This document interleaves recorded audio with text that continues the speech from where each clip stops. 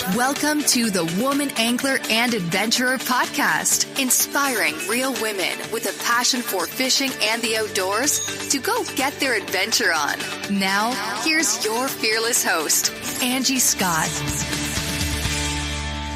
Welcome to the Woman Angler and Adventurer podcast. I'm your host, Angie Scott. I decided to take this week to do a rare solo episode and kind of catch you up on some things that are going on. Lots of exciting stuff. I've also got some stuff on my mind and hopefully share a little bit of inspiration with y'all. So this episode is unfortunately not coming to you from the Lance Truck Camper Mobile Podcast Studio. I am, however, in the truck. So that's kind of my mobile podcast studio for this week. And I'm going to fill you in on the whole story behind the camper. So the truck camper journey really began toward the end of 2019. After spending a lot of time down in Florida last fall with the Redfish Roadie road trip, I started thinking about how awesome it would be to design a life somehow that would allow us to be able to go down to Florida over the winter months. As many of you know, I'm originally from Minnesota, and I was never a huge fan of the snow and the bitter cold. I moved to Nashville not to get further south, but to work in the music industry, but that was kind of a nice side effect. The Nashville winters are still pretty cold, though, and it's a totally different cold than up in Minnesota. It's a wet cold, and it hurts, I think. It does me anyways. I'm not a fan of Nashville winters either, so we figured out a way to get down to Florida, and there's been a lot of pieces that have had to come together, but you know, it's been a long journey, blood, sweat, and tears making this happen, but I think we finally are getting close here. So we started looking at travel trailers at the Nashville RV show back in the beginning of 2020, but we were concerned about how we could pull a boat behind a travel trailer. I know people do it, and it is a bit of a hassle and a pain, and so we weren't sure if, that was going to work for us or not. And because we plan on fishing the LBAA this year, the Lady Bass Anglers Association, the Women's Pro Bass Tour. And with that, if we're going to invest in a RV, it would be nice to use it for the tournaments as well, so we don't have to stay in hotels. Well, as fate would have it, when I had Vanessa Fours from Mustang Survival on the podcast, they linked me up with one of their brand ambassadors, Kayla Jochimson, who happens to be Brandon Polinick's cousin and is married to Bassmaster Elite angler Carl Jochimson. And they lived in their Lance truck camper for 4 years with their dog. So when I did that interview, the topic came up, and it really got the wheels turning in my head. Truck campers have come such a long way since I was a kid. They have models with slide outs. You got your shower, your toilet, your kitchen, just everything you need right there in the back of your truck. But the best part is that the jacks now allow you to take the camper right off the truck, and then you just lower it back down to the ground for stability. But you can stay in the camper while it's not on the truck, and that allows you to be able to have a vehicle that you can run around with. And, it's just a little bit more mobile that way. And that just seemed like it was going to be the perfect solution for us. So I started looking at truck campers toward the end of October. That's kind of how long it took for all of these parts and pieces to kind of come together for this plan. And we had the goal of getting on the road down to Florida right after Thanksgiving. We really lucked out considering that good used RVs are hard to come by in 2020. And the search was on for ours. So when I searched for truck campers near Nashville, Tennessee, and ironically, the very first one that came up when I did my search was the Jochimson's Lance 1172 as they prepare for next season and getting a new model. I was very tempted, but that one's a bit out of our price range. It is Lance's flagship model. It's the same one that Morton's on the Move use, who were my guests last week when they went up to the Arctic Circle on a 6-month truck camper adventure, and it's got 2 slide outs. I did get to go inside one, by the way, and it is huge. It's hard to believe it's a truck camper when both of those slides are out. It's so roomy. But the very next one that came up was down in Huntsville, Alabama, which isn't too far from Nashville, and it was a 2016 Lance 855S. Now, so the S, this version does have a slide out as well where the dinette is, and it was at a place called Bankston Motorhomes. So I jumped on it right away. I gave them a call, and I put down a deposit to hold it because it was going to be a couple days before we'd actually be able to make it down there to take a look at it. And I'm glad I did, because I found out that that camper had actually been sold. A couple from Texas came up to pick it up, and the truck that they bought was too small for the camper. So unfortunately, they weren't going to be able to buy that camper, and had just gone back on the market. So that's one thing that's really important if you decide to go the truck camper route, is you want to make sure that you get the right truck for that particular camper. They're all different, and the campers now with all these features are very heavy, and so you want to make sure you're going to have enough payload to be able to handle it. And even then, there might be some extra parts that you need to put on the truck, and that ends up being the case for us, and that's why we are not in the mobile podcast studio this week. But more on that in a little bit. So we did get down to Huntsville, took a look at it. It's great shape, only had one owner, well taken care of. So we went ahead and decided to go forward with that particular camper. Then the next step, like I mentioned, was getting a truck. So these Lance 855S truck campers are designed for short bed trucks, and they say you can do a 250 or a 350. I really would recommend at minimum going for a 350. I personally would have loved to have been able to do a dually, but they don't really make short bed dualies. Dodge has a mega cab option that's a dually, but from what I understand, the length of that bed would throw the center of gravity off for that camper, and it wouldn't be a very good ride. So it could potentially even be dangerous. So we decided to go with a single rear wheel Ford F350 diesel truck, and we just happened to find one that had the styling we were looking for right out in Nashville there at Mid-10 Ford, which is a dealership that's been around there for a long time. And it just so happened that truck, the owner of the dealership had been driving it as his demo truck. And so he'd put 19,000 miles on it already. And so that actually gave us a pretty nice discount on a truck that size. It's a lot of money.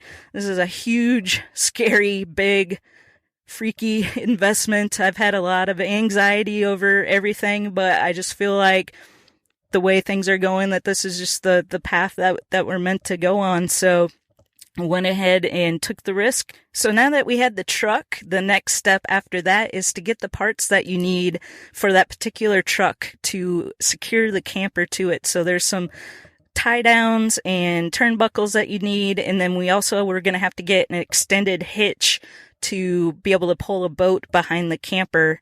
And so we went to work on finding those parts, and it was kind of tricky to figure out which exact parts we needed for that particular truck. So we ended up just ordering them through the camper dealership, since they're the experts.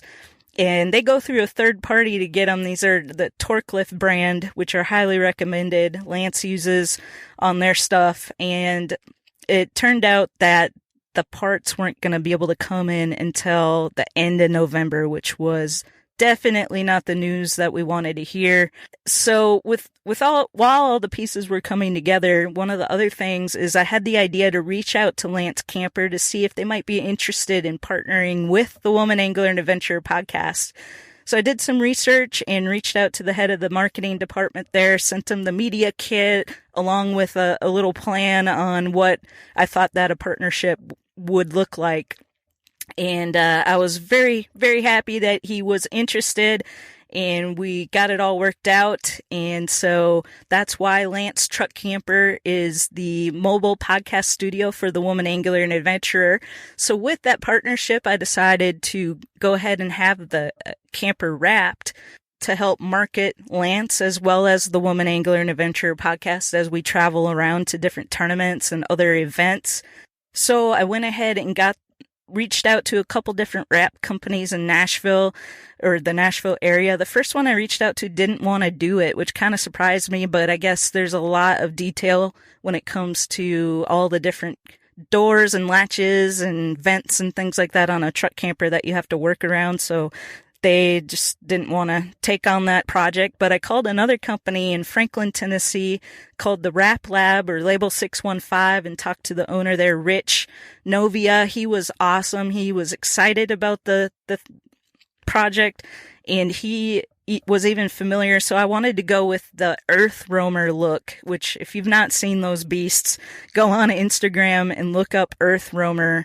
They're these, I think they're on 550s, and they're designed to go off-road, off-grid, but they're like $500,000, which is way, way beyond anything I could afford. So, but that's the look I wanted to go with for the studio.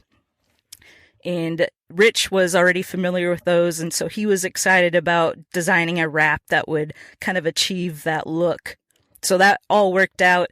They got us on the schedule. The first soonest they could do it was the beginning of December, which again, delaying our dreams of getting down to Florida. But since the truck parts weren't going to be in until around then anyway, it all kind of worked out. Well, then we hit yet another bump in the road. We got the phone call that the parts actually now weren't going to ship until January 25th. And that was definitely not the news we wanted to hear. But thankfully, my wife Dana has an aunt and uncle in Florida, and they were really excited about us coming down.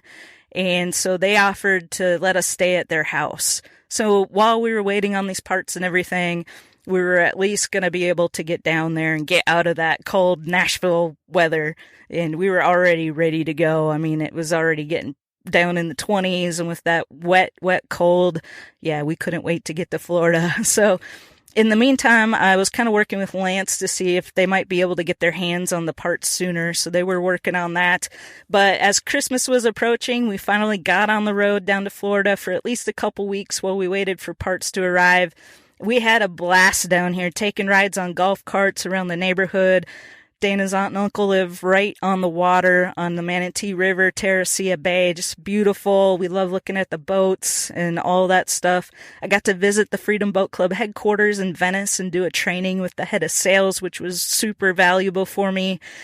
And some of our other favorite parts while we were here was visiting Siesta Key, Anna Maria Island, spending some time on Christmas Day with some of my family who are down in Cape Coral, so that was really nice to be with family on Christmas Day. We also took a boat out from Freedom Boat Club Palmetto, and we were on the Manatee River. Finally caught my first fish of the trip. It was my first ever Spanish mackerel. We didn't have any live bait when we went out, so I used a little pink pompano jig that Captain John Hand gave me when I fished with him down in the Everglades in the fall of 2019. I tipped it with a little shrimp-flavored fish bite, and I guess that did the trick. It was a pretty windy day. The tide was really low. I'd never really had to deal with that before, so that was a cool learning experience for me. We were driving a center console Cobia, and so that was also different because I'm used to pontoons. So it was fun, a fun experience. I also got to meet up with a fellow podcaster, Blake Johnson, who's host of the Rookie to Pro podcast. He's a full-time RVer, and he's staying in Palmetto with his family. So that's where we were. And so that all kind of worked out. We met up and fished around a freshwater pond in a public park, hoping to score some bass, but we didn't have any luck. A cold front had just come through. It seemed like the fish were pretty well shut down. So hopefully we'll get another chance to meet up and try it again. But so while we were down there, we found out the parts had finally come in, and thanks to Lance and Torque for being so awesome and working with Bankston Motorhomes to get their hands on those parts. So we started making an action plan to get them, go back up to Huntsville, get them put on the truck. We decided to just go straight to Huntsville this time around instead of going to Nashville and then back down to Huntsville. So we got a hotel in Huntsville the night before so we could be there first thing in the morning. They said it was going to take pretty much all day to get those parts on, and then we would do the walkthrough with the camper and head back up to Nashville, where we were now scheduled to get the wrap installed the very next day. We had a pretty tight window because we had plans back down in Florida the next week to do a video shoot with one of the companies that I'm pro staff with. So, from billion-dollar ad budgets and arena naming rights To tens of thousands of retail locations, big wireless providers spend big to appear like they're your only option. How do they afford it all? That big bill you get at the end of every month. Mint Mobile had a different idea. Instead of brick and mortar overhead, Mint Mobile is online only. What does that mean for you? A whole lot of savings, because wireless plans from Mint Mobile start at just $15 a month. That's unlimited talk, text, and data for just $15 a month. You'll save enough that you can get a brand new rod and reel for the upcoming season.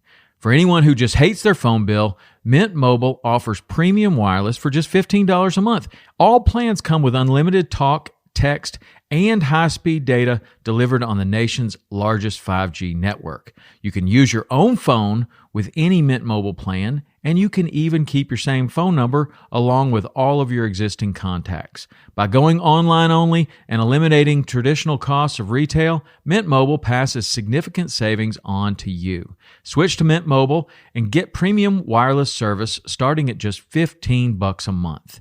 To get your new wireless plan for just $15 a month and get the plan shipped to your door for free, go to mintmobile.com/waypoint.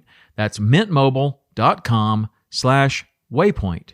Cut your wireless bill to $15 a month at mintmobile.com/waypoint. We stayed overnight in Huntsville, went straight to the service department in the morning. We were there maybe a couple hours when the service manager came back and broke the news to us that unfortunately the wrong front tie-downs had been shipped. So we had to come up with another plan. So Dan was awesome at Bankston Motorhomes. He went into action, got us a loaner car so we could get home, and he's having the parts overnighted and then arranged for a driver to take the camper up to the wrap place so that wouldn't be delayed. And they were going to do that the next morning. And so it's kind of funny. Our loaner car was a 1997 Mercury Grand Marquis, but it worked out pretty good. It was a smooth ride, and the trunk was big enough that we were able to fit all of our stuff that we had with us from Florida and get it back up to Nashville. So we went to the wrap place the next day to meet the driver when he delivered the camper and finalize the wrap design with Rich and pick out our colors. I had to grab the fuel door off the truck and bring it with us so we had a way to match, because the idea was to make the base color of the wrap match the color of the truck and then have the graphics in a flat black to kind of achieve that Earth Roamer feel. So it took them a good 3 days to get that wrap installed, and they got it done at the end of the day on Friday. So Bankston Motorhomes arranged for a driver to pick it up on Saturday. Rich was awesome enough to meet the driver there on his day off, and they loaded it up and took it back down to Huntsville so that we could go down there Monday now that our truck was done with the right parts and do our walkthrough. So the original plan was to just do our walkthrough the first thing Monday morning and then start driving back down to Florida immediately from there. So we brought all our stuff with us. Since the camper hadn't yet been on the truck, we packed as light as we possibly could because we weren't quite sure yet how the truck would handle the weight of the camper, and we didn't want to add any extra unnecessary weight. The other issue was the tailgate was still on the truck since it hadn't been home yet, so we were just hoping that either the camper might fit with the tailgate down, or Bankston would be kind enough to store it for us until we could get back home. But as with this whole process, things don't always go as planned.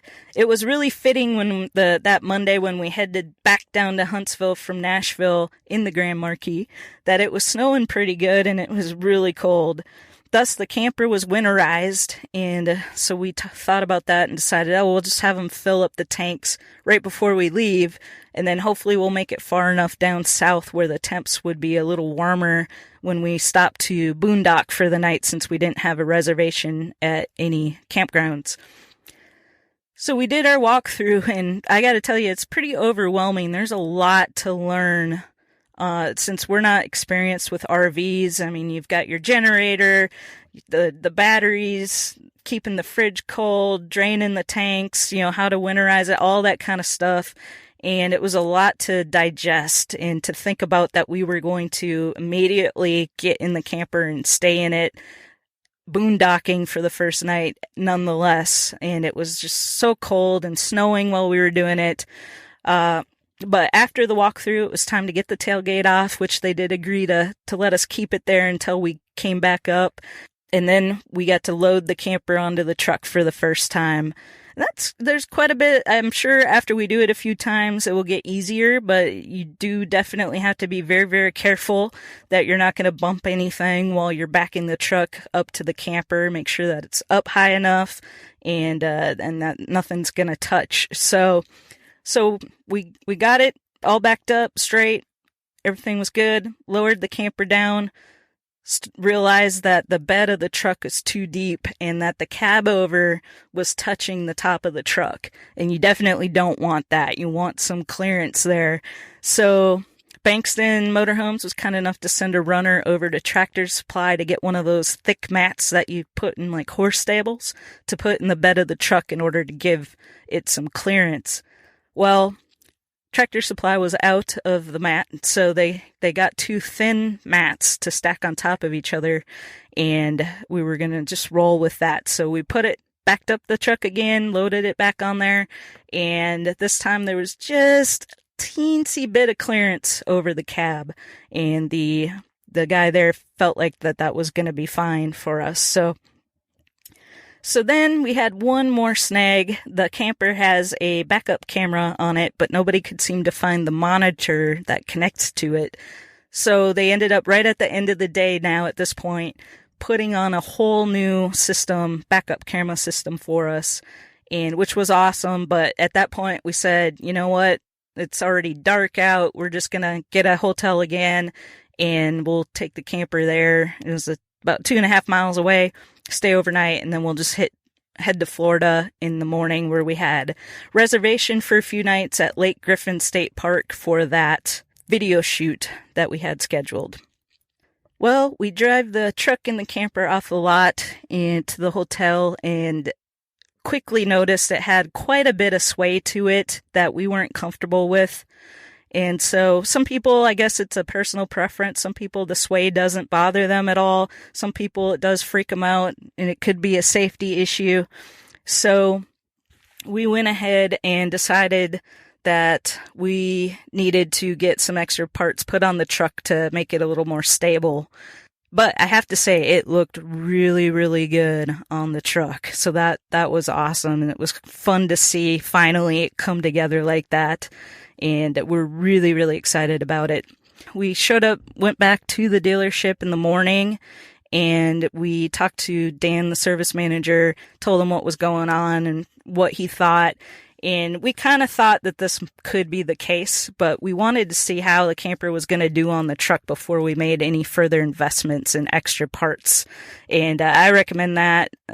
Unfortunately, we were hoping for the best, but some of the parts that you might need are people use airbags, stable loads, and sway bars. Well, Dan thought that the airbags would more than do the job for us, so we went ahead, got those ordered.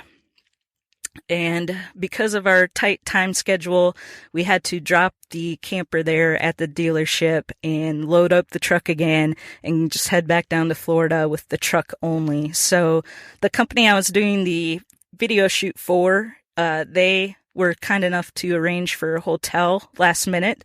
So that was awesome.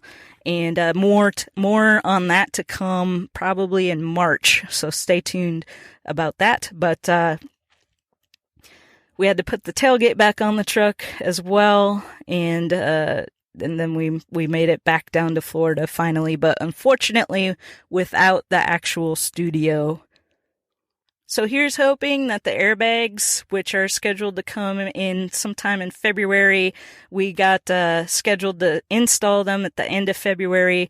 So fingers crossed that does do the trick and we don't have to add a sway bar or anything like that. But it kind of works out good because we'll be able to take the camper back up to Nashville, get familiar with it closer to home, and really learn it before we hit the road on a big trip.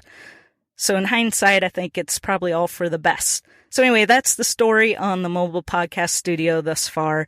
I mean, it's a huge deal and a huge investment and a lot of blood, sweat, and tears just to get to this point, but we're really, really excited for the future. And obviously, like I said, love how the wrap turned out and the look. We definitely achieved that Earth Roamer look with it. You can see photos of it on the website for this episode at thewomanangler.com/167. So I got to fish Lake Eustis on the Harris Chain and the beautiful Dora Canal and Lake Dora for this video shoot. I was running a Lund bass boat that Freedom Boat Club Orlando set me up with, which was awesome. They went over and above to make all that work. I was a little out of my element because, like I mentioned earlier, up till now I've been only running Tri-Tunes and fishing from them. And for the most part, I use a remote control for my trolling motor, so I don't use the foot pedal a whole lot, which is challenging in and of itself. But I was there for 2 days, so I was really thankful I made the decision on day one to go out and just kind of get familiar with the boat, get familiar with the area before actually doing the video shoot the next day. And where Freedom Boat Club is located is there right on the Dead Man River. And in order to get out to the lake, you have to go through this really shallow, narrow canal, and it was covered in duckweed. And that was a weird experience, but I was thankful, like I said, I did it on day one, because on day two, I had to meet the crew over at the city boat ramp by 6:45, and it was pitch dark. And that was sure an eerie feeling, boating down that canal in the pitch darkness by myself. I'll put a picture of that in the show notes for this episode as well. Obviously not at dark because you won't be able to see anything, but thankfully I happened to think about that and asked the dockmaster who met me there at 6 a.m. That was so awesome. She had a little spotlight and it only shined red, but that was enough for me to be able to see. It was brand new. We had no idea how much charge it had in it, and I was so scared to death that it was going to cut off on me in the middle of that canal, but it did make it, and so that was definitely, I probably would have had to turn around if I didn't have that, because you could not see a thing. That gave me enough light to make sure I wasn't running into trees or anything like that. So it was the video shoot day. It was an absolutely gorgeous day. It was an awesome experience all around. It was a great crew to work with. I had a lot of fun, but I was fishing with a couple of pros, like seasoned pros who have done this many, many, many times. This was actually my first ever video shoot on that kind of scale before, and I'm going to admit I felt really, really inadequate. Not because of anyone else or anything anyone said or did. It was just 100% internal thoughts. And I know where I'm at in my fishing journey and how much I have to learn. And believe me, I felt and focused on every little bit of that day. So this is why a post that Debbie Hansen made literally the very next day resonated with me so much. And I felt like I want to share it with all of you because I think you'll find some inspiration in it. And by the way, Debbie was on the podcast back in the fall of 2019 when I was down in Florida. We fished Lake Babcock with her and did an interview. But Debbie's post said, "Stay focused, committed to bettering yourself. Pay close attention to what you see and what you experience out there. Stop talking yourself out of opportunities because you don't feel like you're quote unquote ready yet." Which doesn't mean pretending to be something you're not. It does mean stop playing small and do the work to get where you want to be. Stop waiting for perfection or for the day when you feel like you have all the support you need. You'll be waiting for forever. Don't expect people to give you opportunities just because. Do expect to run up against resistance and critics because that's 100% going to happen, but it's how you handle it that matters. You can sit around complaining that so-and-so doesn't respect you or thinks you have no right to be doing that, but that's never going to take you any place worthwhile. Let your genuine knowledge and experiences on the water with others tell the story. Ask for and take advice from those who have proven records of success, but never expect it. You'll have awesome days, and you'll have incredibly tough days, and everything in between. So when someone says, "Who does she think she is?" remember, telling them isn't going to change a thing. Don't bother wasting your time or words. Go out and show them. That was so well written and exactly what I needed to hear. I feel like that's how I've been living my life, but sometimes, you do get those feelings of inadequacy and wondering and questioning yourself. And I've had a lot of anxiety over the years, a lot of the big things like this whole mobile podcast studio. But at the end of the day, life is short. You just have to keep moving forward, taking risks, getting outside your comfort zone, because that's the only way you're going to grow and have amazing experiences. So I hope some of you find that inspirational. So many of you out there that I follow on social media lately have been unbelievably inspiring. A lot of you are facing major challenges, but you're persevering. A lot of people have medical issues going on, and I'm just so inspired by so many of the amazing ladies that I've come to know because of this podcast, because I put myself out there and started this thing. And, previous podcast guests, even Kate Field, Hannah Stonehouse Hudson, Barbara Harris, just to name a few. I just want to say thank you all for sharing your experiences and being an inspiration for me. The other thing I've been doing through this whole process, is speaking of growing and trying to better yourself, is to get in shape. Like a lot of you, with gyms being closed and being kind of isolated during COVID, I've definitely gotten way off track. And I know in order to be a better angler, I need to get in shape. So I started using Noom. You've probably seen it. I didn't really know what it was, and I finally clicked on an ad, and it's an app. And so far, I really highly recommend it. It's nothing extreme, which has been all the other things I've ever tried have always been so extreme that you just can't maintain it. It actually teaches you the psychology behind our eating, but it does it in a fun way, and everything's in baby steps. And they're not a sponsor or anything like that. I've just been using it for a few weeks now, and I highly recommend it if you're struggling with that like I am. So haven't lost any major weight yet, but it's like I said, it's baby steps, and definitely keep showing up every day, and it will happen. So lastly, I'm going to leave you with this. I've been a huge fan of the You Are a Badass books by Jen Sincero. In mid-2020, I ordered her You're a Badass desk calendar, which has daily doses of inspiration. Well, I was really disappointed when I received it that it was a 2021 calendar and I was going to have to wait. But now that 2021's finally here, I've been using it daily and I absolutely love it. So I just want to share the message from this past weekend. On the calendar, it said, "Unlike most anything else, gratitude puts us in close contact with the spiritual realm. Gratitude above all other thoughts unites you with universal intelligence, aka God, or whatever you want to call it, because you're basically matching your frequency to the frequency of the universe via thoughts of feelings and love. So be sure and spend some time in gratitude every day, multiple times a day if you can. It's so very important." All right, guys, that's all for this week. Thanks for listening and giving me an opportunity to catch you up on the Chuck Camper adventure. And there's lots more to come. I've got conversations coming up with Linda Leary from Fishyware, another amazing lady pioneer who fished with the Bass and Gals tournament circuit. And I'm hoping to connect with saltwater angler from Tampa, Misty Wells, soon, and much, much more. So be sure you're subscribed to the podcast on whichever platform you listen on, and stay tuned. Thanks, everyone.